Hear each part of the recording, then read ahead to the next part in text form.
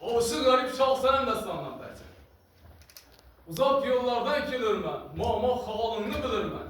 İlensem toydun kalırman, enesen garipme gayipte. Dep garipçan sözünü aytıp tamam kılgandan keyin, ene, ben hep şu şavaltma toyuna barıp, bir aşıklı aytıp beribet gitsem. Donunu enime giysem, tıllansam habersem, sana makul bulmaz degende. Ken praktiki, amma oğlum, sen kalıkma. Sen benim oğlumunu yatıp saz salıp verip tutsana gel, bana yine 5-10 yıl saz salıp verip gitti.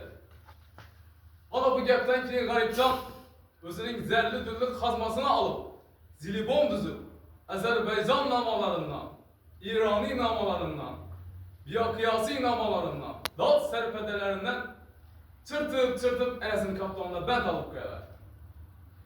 Ana Enes'i, oğlunu, tutar sazını oğlu garibe okşatıp, ikinci merada bayttıran şeyi. Hoğrup çerçep gelgen aziz mimanım, garipa mezidi avazım sen. Tez kabarın bilgi çıkmazdan canım, garipa mezidi avazım sen.